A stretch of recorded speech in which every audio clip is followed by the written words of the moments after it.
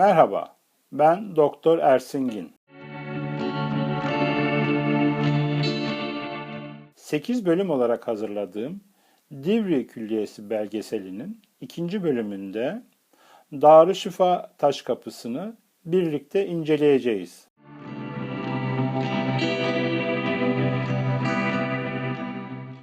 Turan Melek Darüşşifası, Anadolu'da kitabesinde Darüşşifa tanımı geçen tek eserdir. 1228 yılında yapımına başlanan ve tarihte Ahmet Şah Külliyesi olarak bilinen yapı, cami, medrese, türbe, gasılhane, kapalı çarşı, hamam, bedesten, sübyan mektebi, yol, köprü, han, aş evleri, su yolları, çeşmeler, muhtelif kuyular, tekke ve zaviyelerden ibarettir. Bu yapıtların tamamı 15 yılda bitirilmiştir.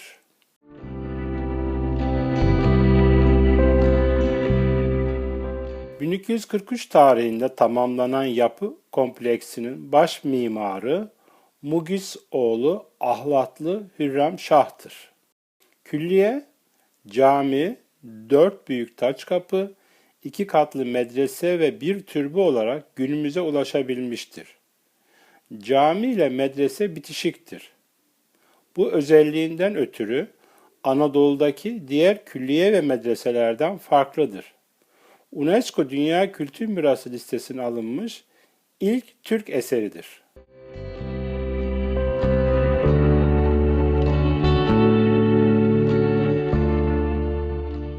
Bugünkü hastanelerin görevini yapan yerlere geçmişte şifahane, bimarhane, Darüşşifa gibi adlar verilmekteydi. Günümüze ulaşan darüşşifaların en sağlam ve en bozulmamış olanıdır. Şifahane, Osmanlı döneminde aynı zamanda pozitif ve dini ilimlerin verildiği bir medrese olarak da kullanılmıştır.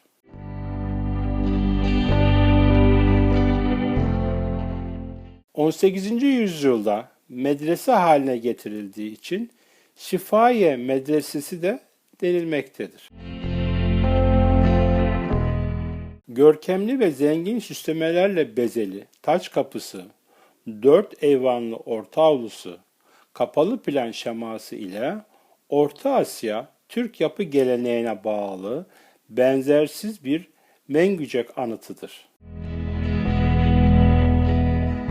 1206 Kayseri ve 1217 tarihli Sivas Darüşşifası gibi Divri Darüşşifası da günümüze bozulmadan gelen en eski ve en sağlam Selçuklu tıp merkezlerinden biridir.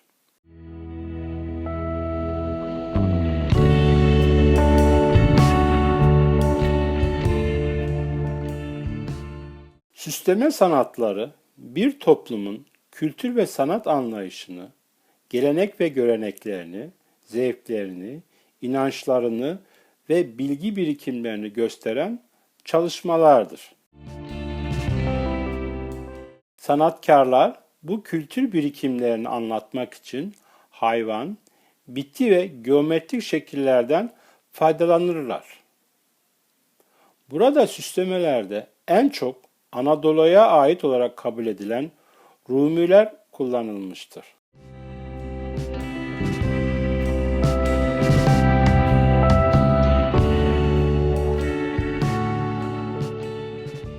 Selçuklularda Rumiler daha çok hayvan takviminden ve bitkilerden esinlenerek yapılmıştır.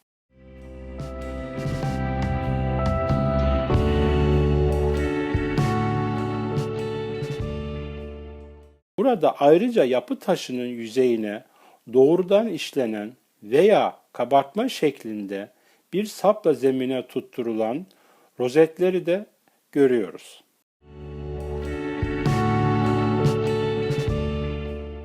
Bazılarınca gül bezek veya güçle denilen Bu büyük çaplı daire biçimli rozetler süslemeleri ile de farklıdır.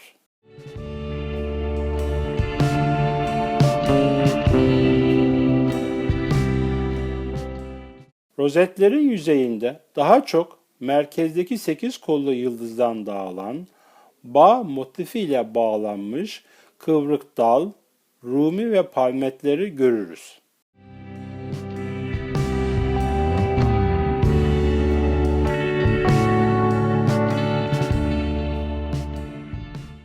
Bazı rozetlerin yüzeyinde ise botanikçilerce dikotil, çifte çenekli denilen bitki çiçeklerini işlenmiş olarak görmekteyiz.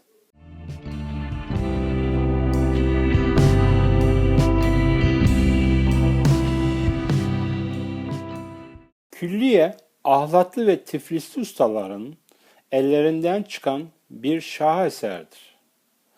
Başta kapıları ve sütunları olmak üzere taş işçiliğinin en nadide ve en ince örneklerini yansıtır.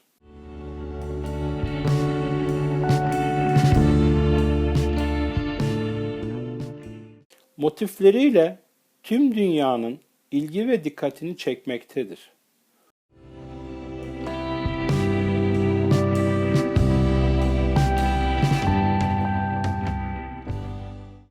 Bu eseri farklı ve özgün kılan özelliklerden biri, uzaktan bakıldığında simetrik olduğu düşünülmesidir.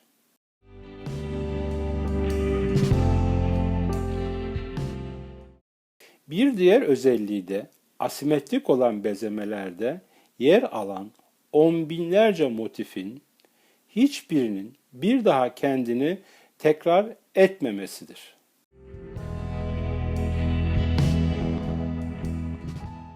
Motiflerde evrendeki farklı varlıkların muhteşem bir ahenk ve denge içerisinde olduklarını taşa nakşedilerek gözler önüne serilmesi amaçlanmıştır.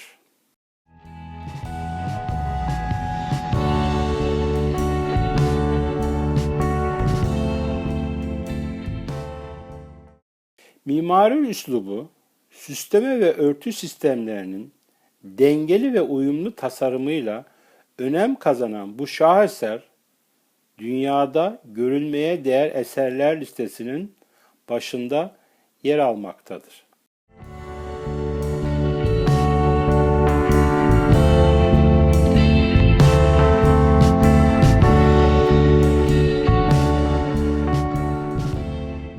Bu büyüleyici eseri anlatmaya sözlerin yetersiz kalacağını Evliya Çelebi yüzyıllar önce şöyle ifade etmiştir.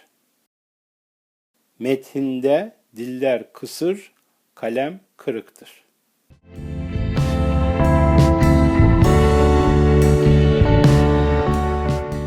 Görenleri kendine hayran bırakan bu muhteşem abide eser, sanat tarihçileri tarafından Divri mucizesi, Anadolu'nun elhamrası gibi ifadelerle tanımlanmıştır.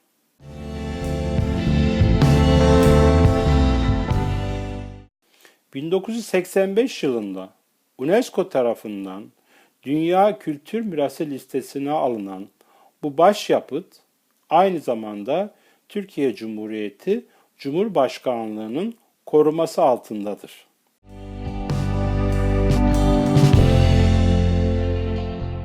Anadolu'da kitabesinde Darüşşifa tanımı geçen tek binadır.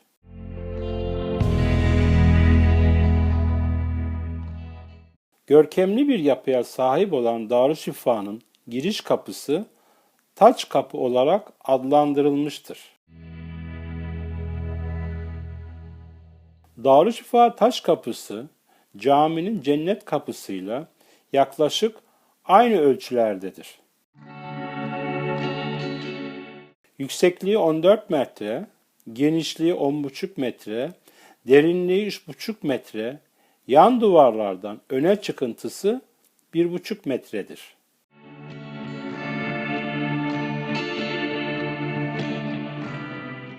Yarım bir eyvan görünümünde olan taç kapının kemeri işlemeleriyle bir baş bağını, hatta bir tacı andırmaktadır.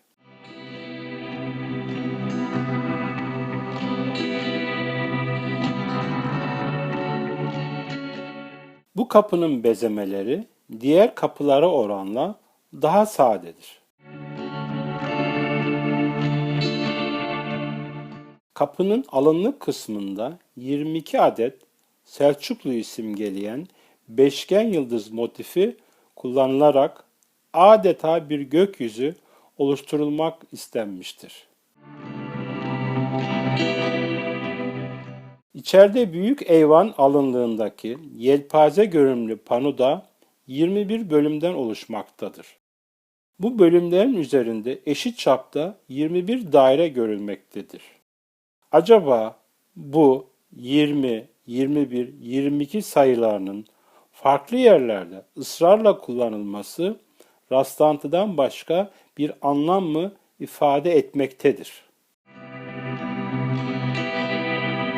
Taç kapının üst tarafına doğru baktığımızda her iki taraftaki silmeler üzerinde abartılı rozetler görmekteyiz.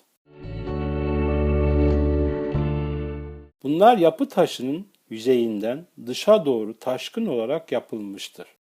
Rozetlerin merkezinde 8 kollu yıldızdan çevreye doğru dağılan detayları farklı bağ motifini görüyoruz. Ayrıca taş kapıdaki denge sütununun sağ ve sol kısımlarında hilal şeklinde 2 rozeti daha görmekteyiz.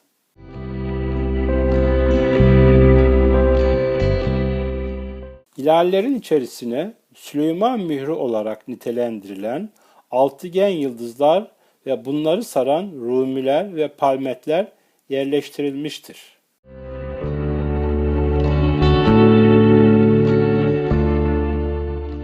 Taç kapının alınlığındaki sütunun ikiye ayırdığı açıklık, üst kat divanhanesinin penceresidir.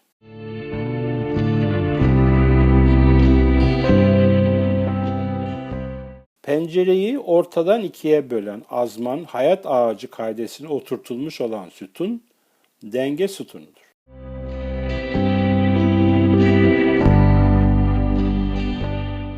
Baş mimar, bu kapıdakinden başka ikisi de cami bölümündeki batı kapıda olmak üzere külliyeye toplam 3 adet denge sütunu yerleştirmiştir. Denge sütunları cami ve şifahanenin dengede olup olmadığını göstermek için yapılmıştır. Buradaki denge sütunu aynı zamanda kendi etrafında mıknatıs sistemine göre dönmekteydi.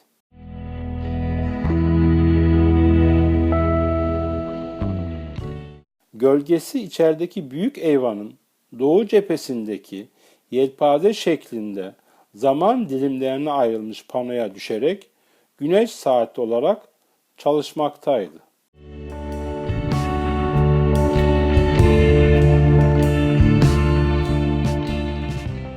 Bu ve diğer iki denge sütunu da 1939 yılındaki Erzincan depreminden etkilenmiş, dişli sistemleri kilitlenmiş ve dönme özelliklerini kaybetmişlerdir.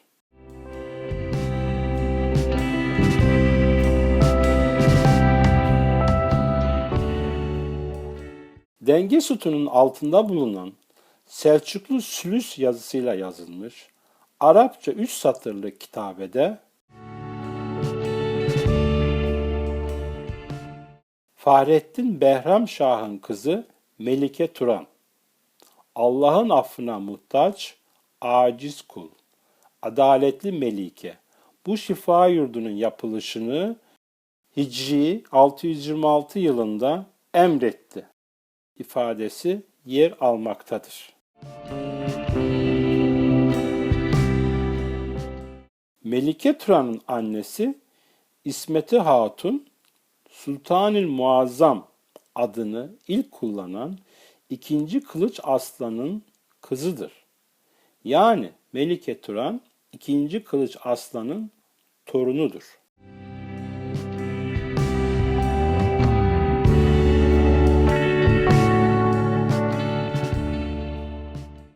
Darüşşifa Taş Kapısı'nın simelerle kademelendirilmiş anıtsal girişi, caminin kıble taç kapısında olduğu gibi aşamalı bir ilerleme seremonisi için uygun ortam yaratmayı amaçlamıştır.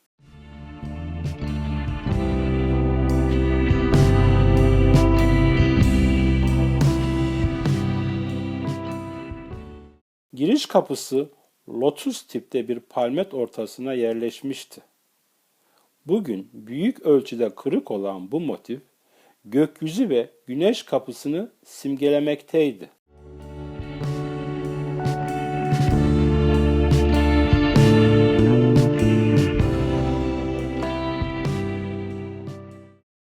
Kapının hemen üzerinde, yana ve yukarı doğru üçer sıra şeklinde sıralanmış toplam 9 adet sekizgen kabarayı görüyoruz.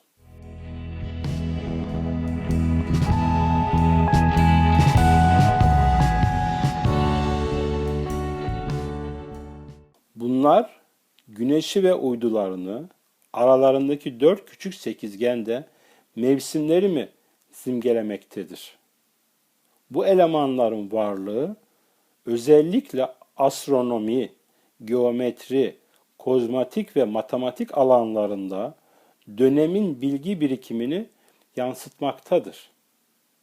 Burada tıp bilimiyle birlikte astronomi eğitimi de verildiği için simgelerin uzayı da anlattığı düşünülmektedir.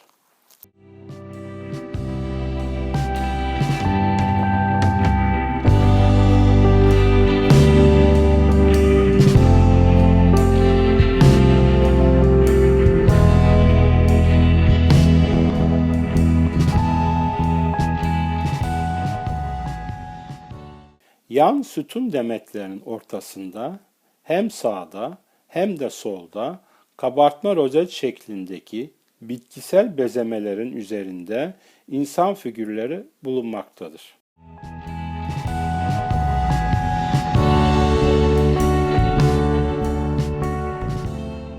Bunların yüzleri zamanla aşınmıştır.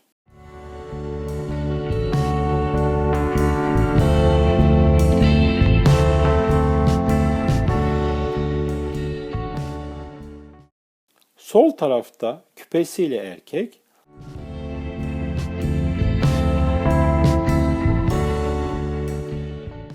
sağ tarafta belirgin örgülü saçıyla kadın başı kabartmaları yer almaktadır.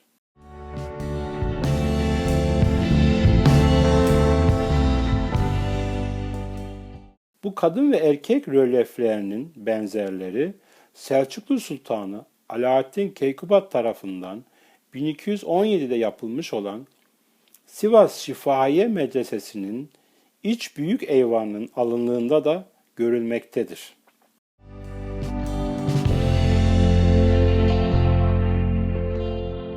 Bunlar dönemin astrolojisinde güneş ve ay simgelerini ifade etmektedir.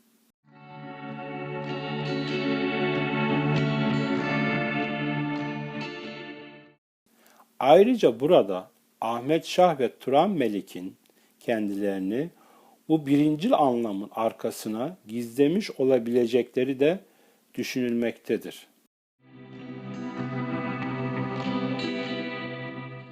Bu figürlerin Selçuklu döneminde kadın erkek eşitliğini, devlet yönetiminde kadın sultanın erkek sultanın yanında ve söz sahibi olduğunu simgelediği söylenmektedir.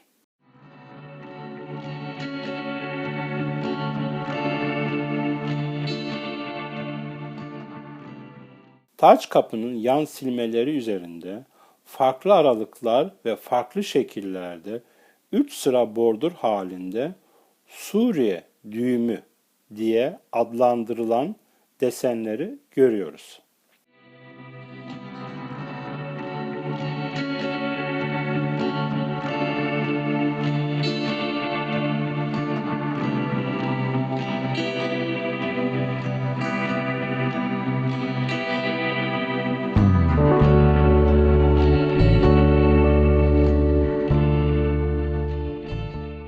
Yine kemer ayak dilimleri arasında iki küçük rölyefi görmekteyiz.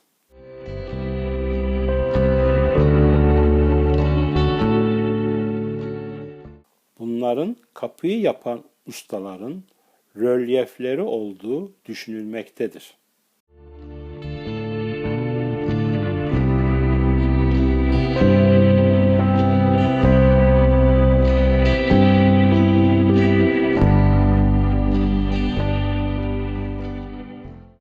Şifahane taş kapısını bir bütün olarak değerlendiren bir yorumcu düşüncelerini şöyle ifade etmektedir.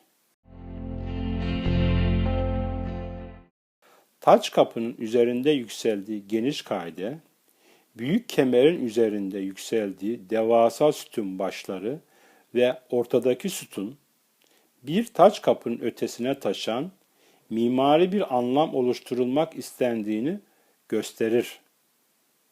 Taç kapı, hatta iç mekan ile ilişkilendirebileceğimiz ara alan, Orta Çağ İslam Sufi kozmolojisinde arketipik imgeler, ide, simge ve tekabüller dünyası veya özerk imgesel biçimler dünyası anlamlarını veren alem el misal, Hülkarya yeri.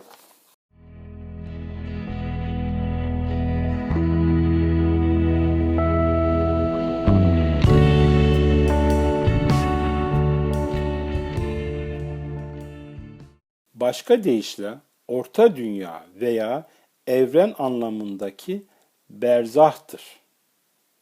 Berzah, akıllar alemi ile cisimler alemi arasındadır.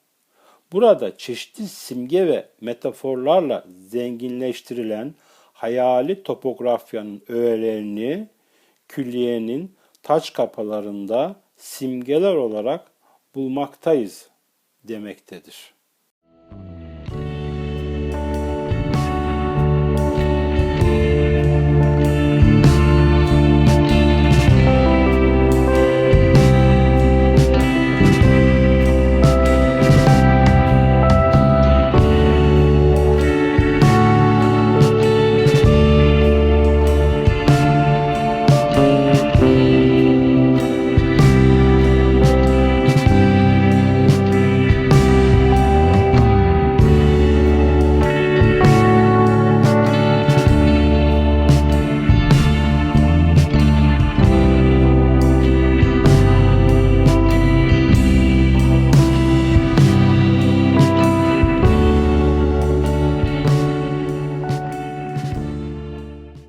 Külliyede simge ve figürlerden oluşan kompozisyonların değerlendirilmesi, yorumcuların bilgi birikimine ve bakış açılarına göre farklılıklar göstermektedir.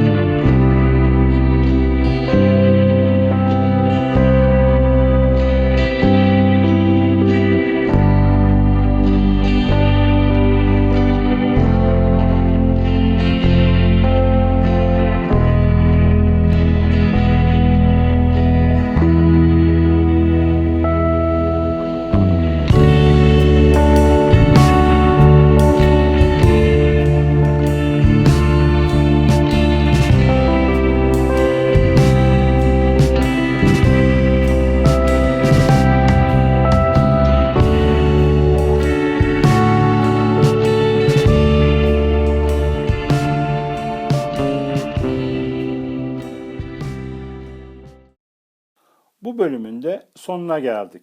8 bölümden oluşan Divriği Ulu Cami ve Darüşşafası belgeselinin ikinci bölümünü izlediniz. Üçüncü bölümde buluşmak üzere, hoşça kalınız.